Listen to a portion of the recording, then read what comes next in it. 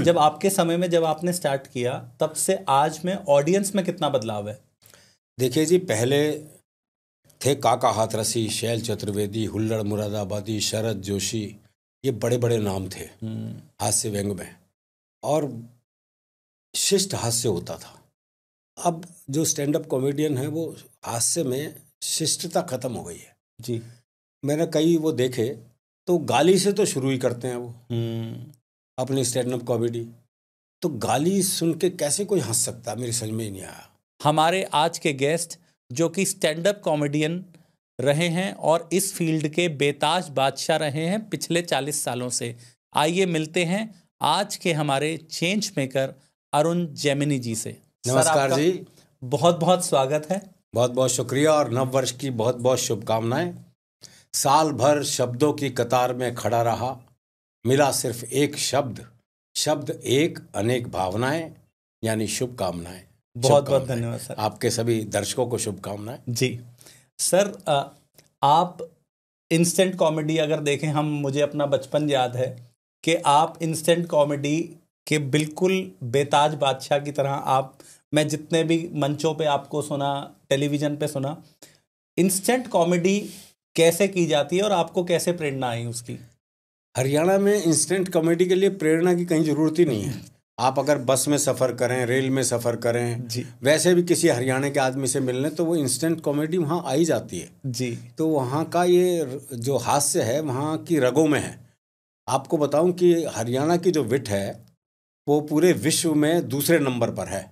और पहले नंबर पे स्कॉटलैंड है जी, दूसरे नंबर पे इंडिया में, फिर पहले नंबर पे हरियाणा। इंडिया में तो है ही, मतलब विश्व की बात कर रहा हूँ ना जी।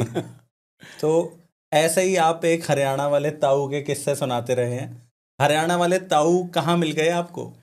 हरियाणा वाले ताऊ तो हरियाणा में कहीं भी मिल जाएंगे और वो काम बात ही ऐसी करेंगे।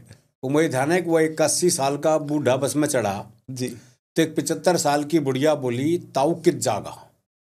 अब बूढ़े के तो काटो खून नहीं जी, कोई 75 साल की बुढ़िया ताऊ कह दे, इससे तो अपमान हो नहीं सकता उसका। लेकिन उसकी मस्ती जो उसके अंदर रहती है वो रहती है।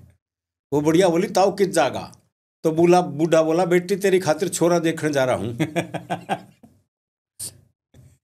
तो ये हरियाणा के ताऊ तो मस्ती में रहते ही हैं जी। सर आपने दिल्ली यूनिवर्सिटी से अपनी पढ़ाई करी जी। दिल्ली यूनिवर्सिटी से कैसे, आप कहाँ से एक ऐसी प्रेरणा मिली या कहाँ से आपके अंदर वो विट वाला वो आया और आपको कैसे आपने पहचाना कि आपको मंच तक का सफ़र कैसे पहुँचे?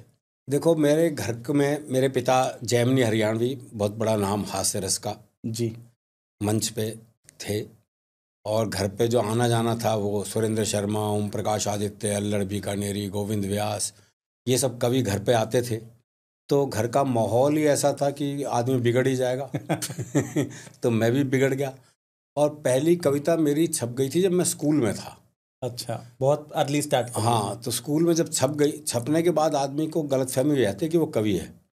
तो पराग एक पत्रिका थी, टाइम्स ऑफ इंडिया ग्रुप की, बच्चों की एक पत्रिका, उसमें एक कविता छप गई। तो उसके बाद से लगा कि मैं भी कवि हूँ बस।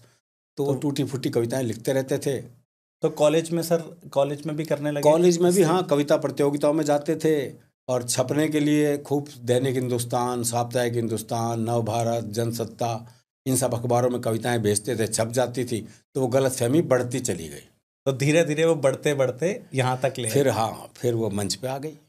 वैसे पूछें सर, अभी तक कितने लगभग स्टेज शोज कर चुके होंगे आप, नेशनली इंटरनेशनली? गिना तो नहीं है अब तक, गिनने का कोई मतलब नहीं, लेकिन अगर कम से कम नहीं तो 4,500 के आसपास तो हो ही गए होंगे। लगभग 40 वर्षों से आप कर रहे हैं? बिल्कुल, 44 वर्ष हो गए। 44 वर्ष हो गए, तो आप हाफ सेंचुरी मारने वाले हैं कॉमेडी की। तो अगर स्टैंड अप कॉमेडी में देखा जाए तो सर, स्टैंड अप कॉमेडी में तो आप सुरेंद्र शर्मा जी, आपके फादर, ये लोग मतलब एक जाना पहचाना नाम, जो मतलब फर्स्ट क्लास कॉमेडियंस का हैं। आज कॉमेडी इतने साल से बैटन कैरी कर रहे हैं, आगे कपिल शर्मा आए और लोग आए, अब OTT पे काफ़ी बच्चे आ गए, आपने देखा होगा। बिल्कुल, आजकल समय रैना बहुत चल रहे हैं, अभिनव बस्सी हैं। तो आज आप देखते हैं, आज से जब आपके समय में जब आपने स्टार्ट किया तब से आज में ऑडियंस में कितना बदलाव है? देखिए जी, पहले थे काका हाथरसी, शैल चतुर्वेदी, हुल्लड़ मुरादाबादी, शरद जोशी, ये बड़े बड़े नाम थे हास्य व्यंग में, और शिष्ट हास्य होता था। अब जो स्टैंड अप कॉमेडियन है वो हास्य में शिष्टता खत्म हो गई है जी। मैंने कई वो देखे तो गाली से तो शुरू ही करते हैं वो अपनी स्टैंड अप कॉमेडी। तो गाली सुन के कैसे कोई हंस सकता, मेरी समझ में ही नहीं आया, लेकिन फिर भी लोग आते हैं उनको देखने और सुनने।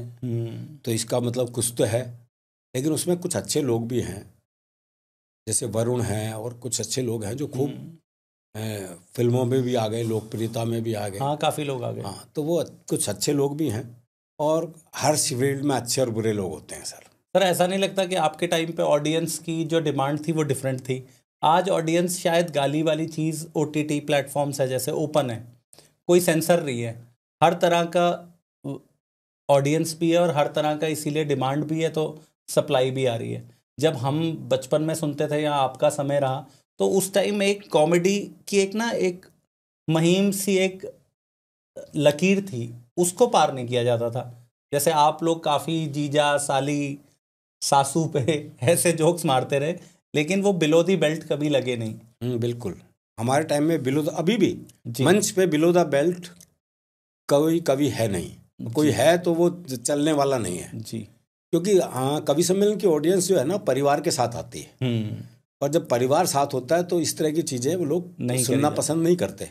तो इस तरह की कॉमेडी जो है कवि सम्मेलन में नहीं चलती अभी सर। इसीलिए ना आजकल क्लोज डोर इवेंट होने लग गए हैं, जो टिकट लेके आते हैं, 50-100 लोग बैठे हैं, उसमें कुछ भी बोल दो आप, बस। आप लोगों का समाना, मैंने आज याद है, आज 2003 या 4 के आसपास मैंने एक न्यू ईयर के प्रोग्राम पे आपको सुना, तो लगभग 800,000 लोग होंगे सर। आपको बताऊं, जयपुर में एक महामूर्ख सम्मेलन होता था, 1980 में गया था मैं वहाँ, 2 लाख श्रोता होते थे, 2 लाख। अभी भी कोटा में दशहरे पे कवि सम्मेलन होता है, लाख श्रोता आते हैं जी। तो 1 लाख श्रोता और 50 श्रोताओं को बहुत अंतर है। और 1 लाख श्रोता में सर हमारी जो चुनौती है वो ज़्यादा बड़ी इसलिए है कि उसमें IAS ऑफिसर भी सामने बैठा है, नेता भी बैठा है, और रिक्शे वाला भी पीछे बैठा है। हमें उन सब तक पहुंचना है जी, और बिना बिलो द बेल्ट हुए पहुंचना। तो ये जो चुनौती है ये ज़्यादा बड़ी है। तब भी सर आप लोग बांध के रखना एक वो मतलब आर्ट, वो धीरे धीरे कैसे मतलब इसकी ट्रेनिंग ली, या घर से ही? देखो, इस चीज़ की ट्रेनिंग तो कहीं हो नहीं सकती। कविता की ट्रेनिंग तो आपने देखा होगा, संगीत के स्कूल हैं, गायन के स्कूल हैं, एक्टिंग के स्कूल हैं, पर आपने कोई कविता का स्कूल देखा? कविता का कोई स्कूल नहीं है। कविता तो इनबिल्ट अंदर से ही आती है, और जो अंदर से आती है उसको आप कहीं सीख नहीं सकते। जेमिनी जी, मैं जैसे देखता हूँ कि मूवीज़ में भी देखते हम, अगर एक्शन करना है, एक वैसे सीरियस डायलॉग्स करने हैं, उससे कंपैरिजन में सबसे आसान दिखता है कॉमेडी करना, और सबसे डिफिकल्ट है किसी को हंसाना, स्पेशली आज की एज में। बिल्कुल, कॉमेडी सबसे मुश्किल काम है, एक्टिंग में भी सबसे मुश्किल काम है। कॉमेडी हर एक के, कॉमेडी में टाइमिंग का खेल है ना सर, टाइमिंग का खेल है। आंसू बहाना तो बहुत आसान काम है, ग्लिसरीन लग जाए और किसी को हंसाना बहुत मुश्किल काम है जी।